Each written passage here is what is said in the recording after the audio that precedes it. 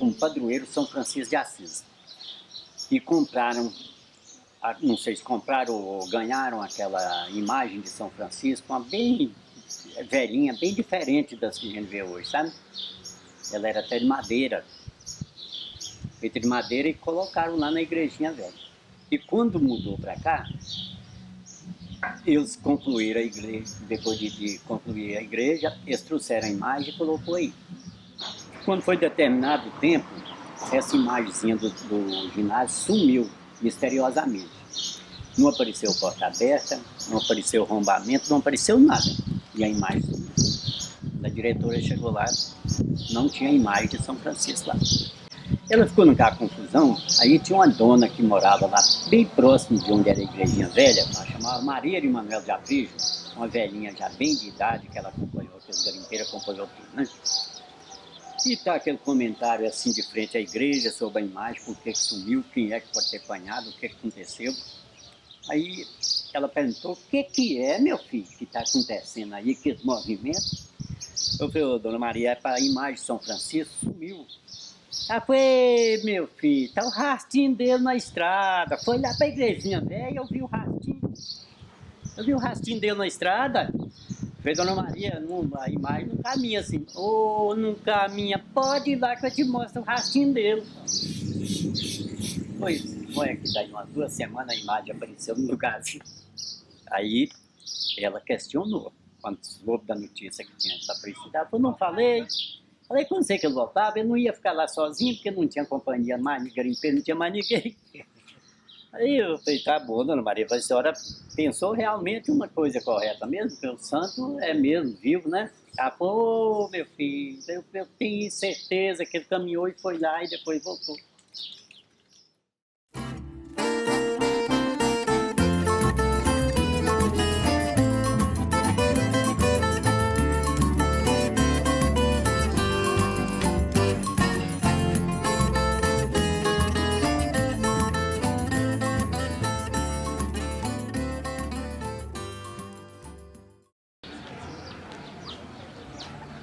Botumirim, desde o começo, assim, eu me sentia bem aqui.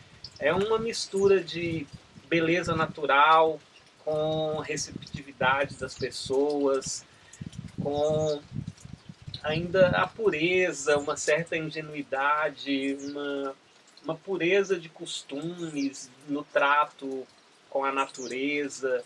Eu adoro esse lugar. Eu acho Botumirim um lugar maravilhoso. Não só Botumirim, mas todo esse município que é ao redor aqui. É bem interessante. Assim. Quem gosta de sossego, de belezas naturais. Aqui em Botumirim é um universo. São energias boas, é uma natureza exuberante que fica até difícil ser definida mesmo em uma só palavra. Lá eu nunca fui lá para passear. Eu conheço porque eu passava lá. A cavalo, outra hora, caminhando, porque eu morava lá no próximo ao Toazinho, sabe? E nós retomamos essas atividades de percorrer o município, de circular o município, e continuamos a fazer os registros. Os registros que nós fizemos a partir de 2004 até hoje, são 100 vezes mais do que a gente fez durante o projeto. As descobertas foram muito mais importantes. Então nós conseguimos reunir um acervo gigantesco do patrimônio lá. Porque é uma área que eu gosto muito, eu admiro demais a natureza, assim, entendeu? Se eu pudesse, eu vivia no mato, mas como não tem jeito de viver só no mato, né? Não existe nada mais belo do que isso não, né? E agora ainda tem mais uma, né? Que estão querendo criar o parque aí, se cria esse parque aí vai ficar bom mesmo, né?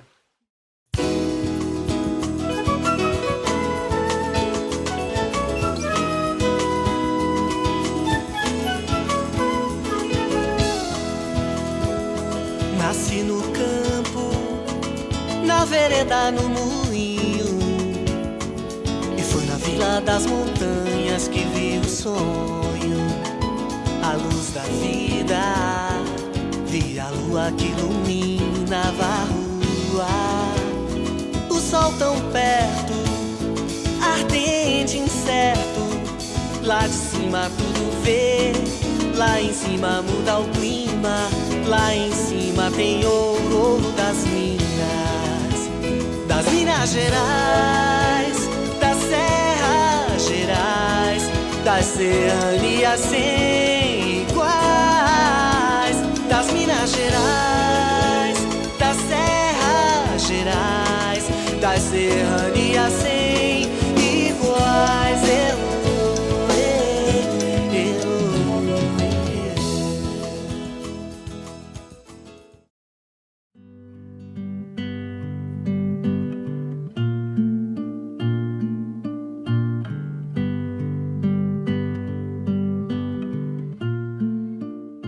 Fauna, né?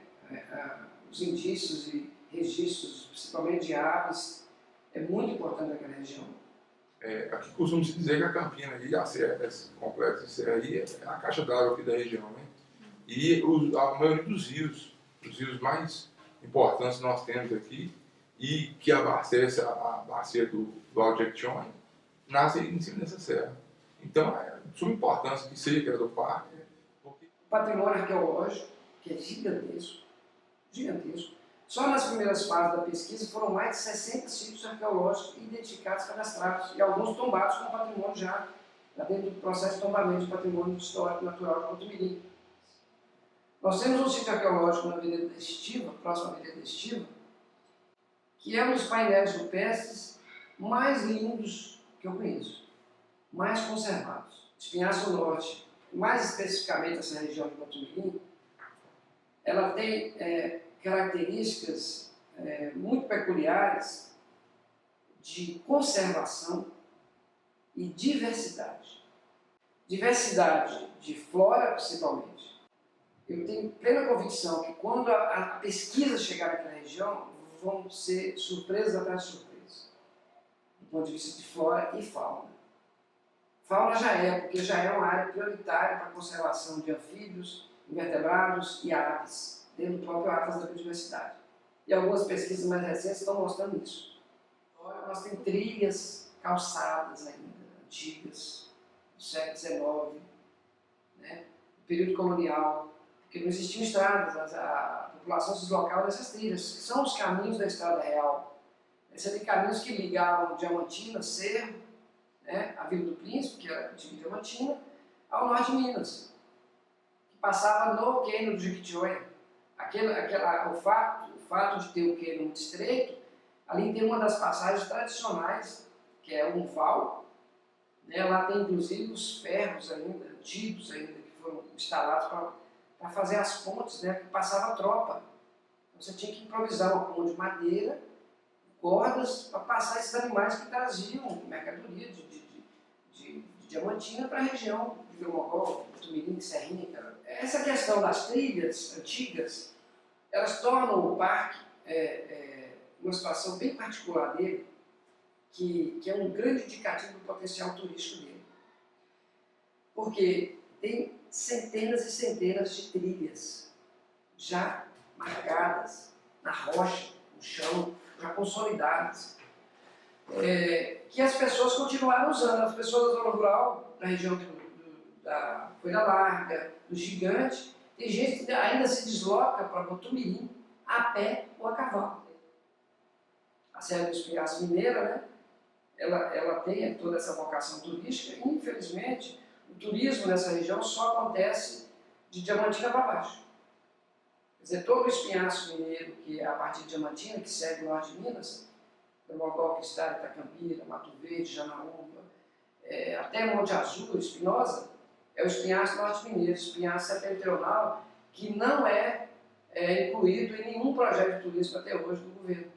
Nós tivemos um grande projeto de turismo que alavancou todo esse turismo do Espinhaço Central, Sul, que foi o projeto da Estrada Real. Aí esqueceram do Norte de Minas, como se o Norte de Minas não tivesse, mais uma vez.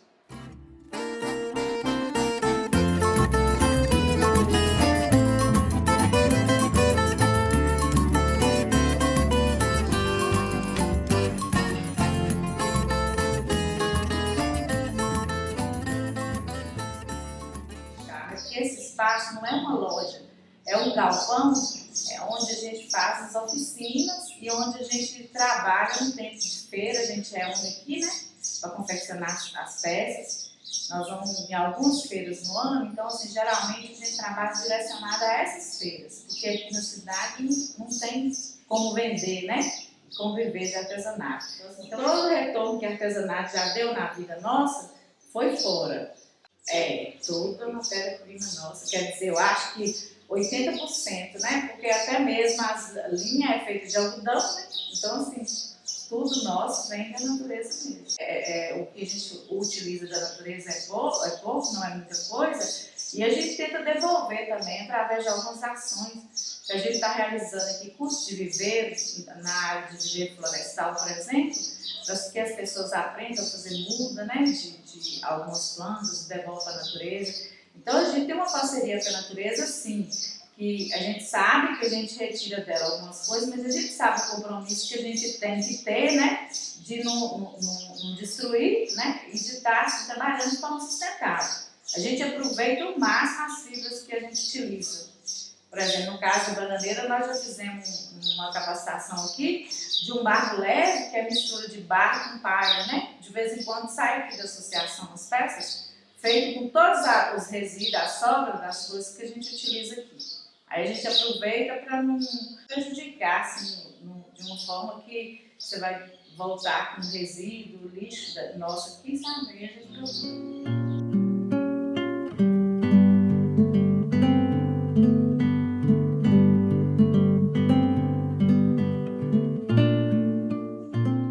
O processo, ele inicia quando é motivado por uma pessoa, um grupo de pessoas. Ele pode ser motivado por qualquer pessoa que tem interesse de conservar uma determinada área. Isso é muito importante. Ele precisa partir do governo, né, do poder público. Mas o mais importante nessa história é que esteja um envolvimento no município onde vai se criar essa unidade de conservação. Que as pessoas, que a sociedade ali também esteja querendo, desejando isso também, que facilita todo o processo. Então eles têm que apresentar para a gente uma proposta, o porquê. Por que aquela área é relevante? O que ele tem de atributos que é relevante? Sendo assim, aí começa a parte do governo, no caso do IEF, que é o órgão de estudo das unidades de conservação, a gente estudar o caso, ir a campo, verificar realmente as características relevantes, quais são os atributos naturais que realmente tem, e verificar principalmente o perímetro da unidade de conservação que vai ser criada. O limite, onde que vai se passar, que é essa parte mais demorada e envolve realmente conversar com os moradores da região, né? E saber ter o conhecimento total da área que vai ser criada a unidade de conservação. Hoje o projeto contempla integralmente o município, parte do município de Cotomirim, para a facilidade do trâmite burocrático de criação do parque. Posteriormente, legalmente, após 5 anos de criação desse parque, a gente pode fazer uma revisão e aí sim você pode ampliar, né, incluindo essas outras áreas. Né? Aí vem o processo de implantação e implementação da unidade. Né?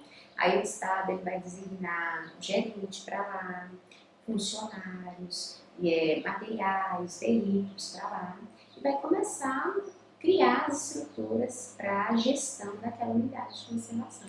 Plano de manejo, conselho consultivo, ou seja, eu falo que uma das primeiras coisas que tem que ter é o gerente. O gerente ele é aquele que vai ser os olhos do Estado naquela região, né, e que vai fazer as coisas acontecerem. Essenciais é o conselho consultivo, onde a sociedade participa da gestão da unidade de conservação. É importante a participação da sociedade. Esse projeto técnico, a gente começa a parte que é mais da parte legal, que é tornar público oficialmente essa proposta através das audiências públicas que são feitas, onde a sociedade é ouvida, e feito isso, aí vem a parte de publicação, ajeitar toda a documentação para a publicação.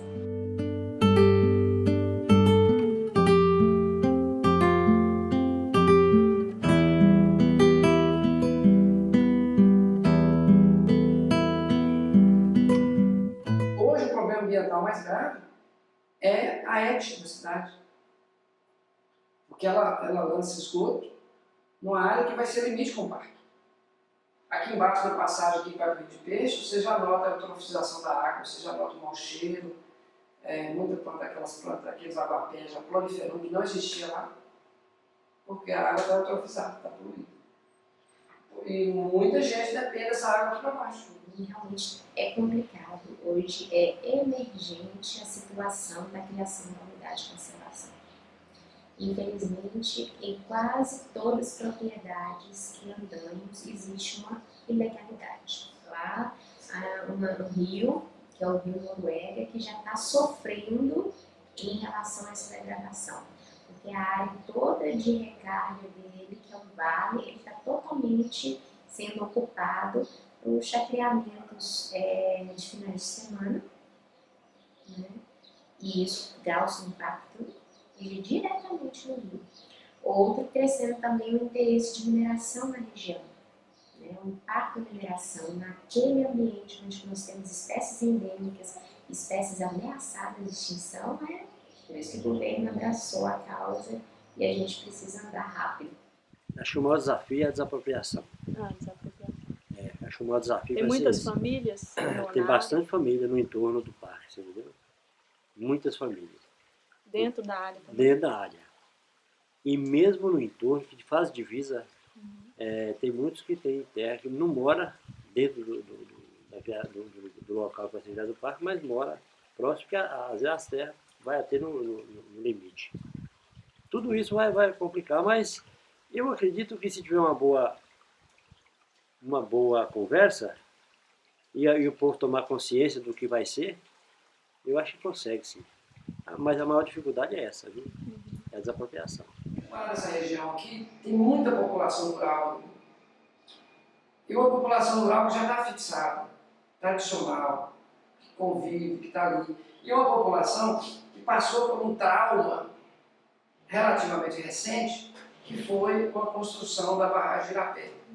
Então, muita gente que está hoje morando dentro dessa área, sudeste principalmente, ela foi deslocada, né, com o processo de Irapé. Então, há um trauma realmente.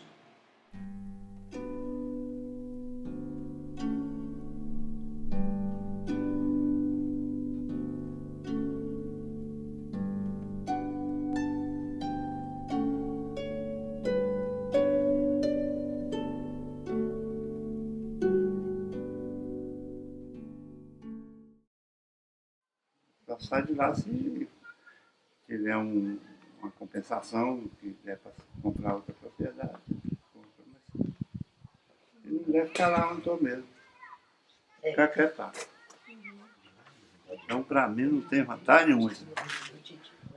E se não existisse esse parque, porque eu bato em cima disso. Porcaria, viu? Para nós aqui é. Se eu fosse uma autoridade no lugar, eu não deixava, não assinava nada, não estava em nada.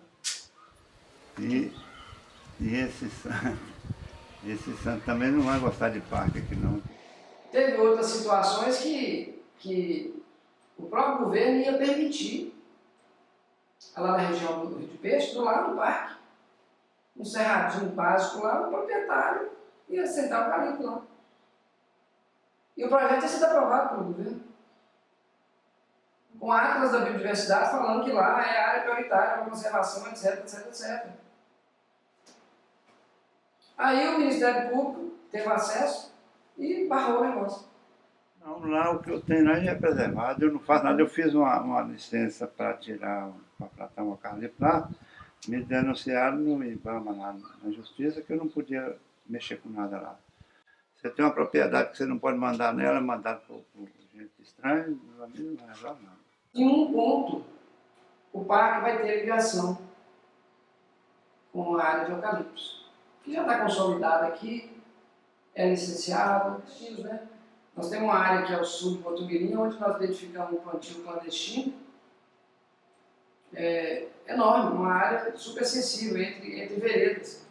O cara desmatou uma área gigante aqui, plantou eucalipto sem licença, foi multado em R$670 mil, e o eucalipto continua lá.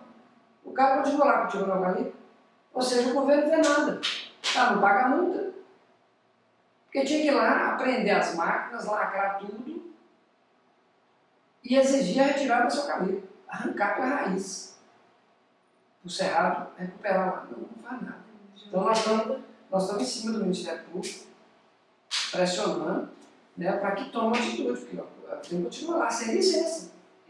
E o governo ele proíbe a pessoa de fazer as coisas na terra dele, mas não dá nada em troca. É um absurdo. Então eu acho que se você proíbe a pessoa de plantar na terra dele, você tem que dar um sustento para ele. Ou então você deixa ele plantar. A terra é dele, ele comprou, pagou. Então, eu penso que o Estado tem que pensar direito sobre isso. A área próxima ser transformada em parque, eu sou favorável. Agora, a minha área aqui, o lugar que eu sempre habitei, o lugar que eu sempre criei meu gado, pelo menos a parte que me pertence, eu sou contra, porque eu não pretendo vender, eu não pretendo mudar daqui, sabe? A não ser por uma necessidade. Sou favorável a o gado permanecer dentro da área, né? Porque é a única utilidade que tem essas lajes, esses campos, essas soltas que vocês estão vendo, quase desde Botumirim até aqui. É um capim ruim que tem por aí, que uma criação come, todo mundo solta uma vaca nessa solta. Então eu acho que a criação deve permanecer. Que a gente apega muito, né, com o lugar. Baseado no que eu te falei, que a chuva é pouca e a terra é improdutiva, quase ninguém está querendo desmatar, né? Porque se investe numa coisa assim, acaba mais tomando prejuízo, né? Então isso aí quase que ninguém faz mais. E falta de água a gente vê em volta, em alguns lugares, mas aqui eu não tenho problemas assim. Às vezes lá na região o pessoal gosta de mexer com minério, mas acho que não afeta nada assim não, pelo tamanho da área que eles fazem. É o meio de sobreviver de cada um, né? Eu acho que o Estado quer proibir muito, quer reserva grande, quer isso e tudo, mas não dá nada em troca. Mas esse valor que o governo paga é um valor pelo tanto que arrecada, tudo é irrisório. O valor de terra hoje aqui no Brasil não vale nada, não é mais para o governo, é mixaria, não vale nada. Porque eles compram esses terras aí e abandonam. Quase ninguém tem água na região. Eu tenho certeza que se eu vender esse lugar meu aqui, certamente eu devo não encontrar um outro. Que eu vendeu, pegaram a indenização, certamente eu devo de não encontrar um outro lugar. Por exemplo, com a cobertura de água que eu tenho aqui, não. Não concordo, porque o Estado faz um trabalho muito desigual e, para ser sincero, irresponsável. Porque ele tira as pessoas que têm poder para isso e abandona esse povo, abandona todo mundo, que já está instalado, já está não sei o que, dá uma mixaria, o cara não sabe nem o que faz com aquele dinheiro, fica aí vagando por aí e pega aquela terra e abandona lá.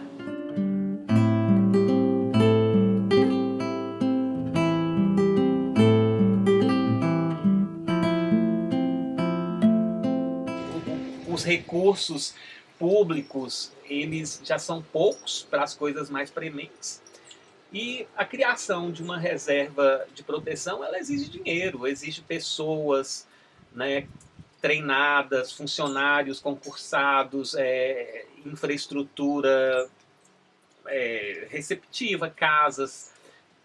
E isso exige dinheiro. O parque, para nós, vai ser uma coisa maravilhosa.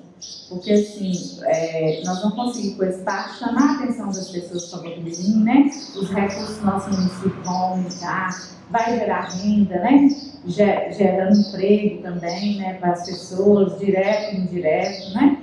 Então, na parte de cuidar da natureza, todas as nossas nascentes estão lá em cima, né? Então, o parque, para nós, vai diminuir muito essa dificuldade que a gente tem de água aqui. E uma outra coisa também, que pessoas vão vir aqui para conhecer o parque, né? Vai crescer essa questão do turismo, que é uma coisa que precisa acontecer aqui, mas a gente sabe que tem todo um trabalho em torno dele, né? E assim, de vez em quando a gente olha e vê que nós não estamos preparados ainda para isso, né? Nós vai ser muito bom, Nós estamos esperando assim, com muita ansiedade, né, a criação desse parque. O grande problema mesmo aí é você ter uma população consciente e mobilizada. Porque se você tem uma população consciente, ela vai brigar por qualquer coisa. Aí você vai forçar, mesmo que você tiver um mau gestor, né, se tiver maus representantes no legislativo, você vai obrigar essas pessoas a fazer o papel deles. Nós sabemos que grandes problemas são políticos, né? Você vai incitar os seus gestores, né, os nossos políticos, a fazer as coisas da mesma forma. Né? Porque eu acho que a política é de suma importância de todo esse processo. Não tem como você desvincular uma coisa da outra. Mas você tem que bater ali para a população saber o que é bater. Porque se você reivindicar migalhas, você vai ter migalhas. Então, o principal objetivo mesmo é essa proteção de mananciais, proteção do que tem lá em cima, do que essa área representa para a gente aqui no município. Porque preserva também, né? Preservar essa área aí. Às vezes vai conservar mais as áreas, nós estamos com falta de água aqui no município, né? Criar o parque é criar, é promover, vigiar, cobrar do Estado o papel dele, né? E ao mesmo tempo, o parque é uma ação. Aí vem todas as outras ações dentro do proturismo. O proturismo é reativado automaticamente agora com a concepção do parque. Porque todas as ações que tem planejadas, que é o treinamento das pessoas, a educação ambiental, as mobilizações de conservação, as leis que o município tem que ter dentro do contexto de turismo, o funcionamento de CODEMA, de Conselho de Patrimônio Histórico, da Secretaria de Meio Ambiente, tudo isso está dentro do projeto. O projeto ele não é desassociado só ao turismo, não. Porque ele entende que, como é um projeto de desenvolvimento de base local, a base local é a organização dos diversos setores dentro da cadeia produtiva, da cadeia de funcionamento do turismo. As ações que foram feitas, existem muitos modelos a serem seguidos, né, a serem copiados e aperfeiçoados, muita coisa a ser descartada, não presta. E muita coisa a ser inventada, coisa nova. Economicamente no município, os valores que ele receberá a partir do decreto de criação do parque desse são significativos na receita dele, porque é um município de baixíssima arrecadação. Está entre os municípios de menor IDH do país, menor fundo de participação também. Então ele está entre os municípios de menor arrecadação. Então qualquer valor arrecadado a partir de um projeto desse, para ele é interessante e é significativo. Então, o parque não traz só prejuízo, além de que traz toda uma concepção de desenvolvimento econômico muito interessante para o município, para a população, para a geração de renda, de emprego, né? Um monte de coisa. Então, qualquer prefeito, qualquer político, no mínimo inteligente, ele tem que entender isso. A partir do momento que esse local for transformado num parque, eu acho que isso vai mostrar para as pessoas daqui o real valor desse patrimônio natural. A hora que um órgão público realmente vier com uma estrutura para proteger esse local, eu acho que as pessoas vão sentir que realmente eles estão sentados numa mina de ouro, que esse local tem um valor inestimável. A natureza desse local tem um valor inestimável. Mas as pessoas daqui, elas não se deram conta, porque também todo mundo pensa hoje em dia de forma financeira. Tá, isso aí tem valor, mas e aí, o que eu ganho com isso? Né? Eles sabem que isso aqui tem valor se você puder plantar, né? Se você desmata, planta, cria gado, aí você tem um valor, um retorno. Mas e a natureza intocada? Que retorno que ela pode ter para a população? Então, com a criação de um parque, as pessoas vão realmente se dar conta que isso tem um valor, que pode valer a pena preservar, e o parque ele começa a atrair visitantes. E aí, com o fluxo de turistas aumentando, aí tem um retorno econômico para a população. E aí sim, eles vão ver que realmente isso tem um valor econômico também. Né? Porque, se eu preservo E daí eu não posso tirar madeira para vender, eu não ganho nada com ela. Até que o turismo realmente comece a tomar um movimento forte aqui, as pessoas não vão ver que elas podem se beneficiar disso.